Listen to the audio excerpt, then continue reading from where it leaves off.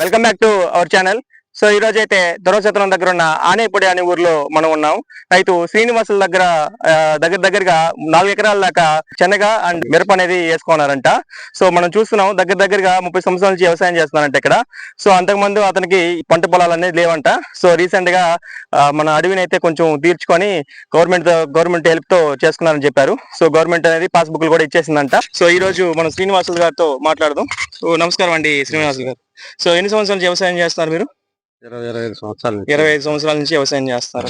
So ఇప్పుడు మనం చూస్తున్నాం వేరుశనగ అయితే వేసుకున్నారు కదా. ఒక పక్క వేరుశనగ వేసుకున్నారు, ఒక పక్క మిరపనార అనేది వేసుకున్నారు. సో వేరుశనగ వేసుకోవాలనే ఆలోచన ఎలా వచ్చింది మీకు? ఏదైనా ఎవరైనా సజెషన్ ఇచ్చారా ఈ రేట్ల గురించి? ఈ పంట తప్ప ఈ పంట తప్ప వేరే పంట వరి పంట పెట్టలేరు. వరికి దీనికి పనికిరాదా? పనికొస్తుంది. నీటి ఆదరవు లేదంటారు.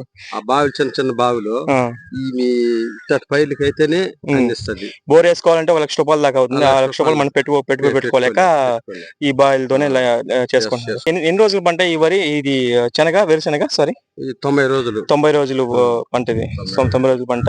సో ప్రస్తుతానికి అయితే గవర్నమెంట్ ఏ రకంగా కొనుక్కోబోతుంది? గవర్నమెంట్ ఇప్పుడు మా కాడికి వచ్చింది లేదు. గవర్నమెంట్ మామూలుగా ఈ దళారులు వచ్చి మోసగిచ్చి తీసుకొని వెళ్ళిపోతారు. ఒక బస్తాకు వచ్చి 40 కిలోలు 40 కిలోలు వచ్చి 44 కిలోలు తీసుకొని వెళ్ళిపోతారు. 44 కిలోలు లెక్కన తీసుకెళ్ళిపోతారు. రేటు కూడా తక్కువగానే. మధ్య దళారులు ఉంటారు కదా, దళారులు అయితే రైతులను మోసం చేస్తున్నారు.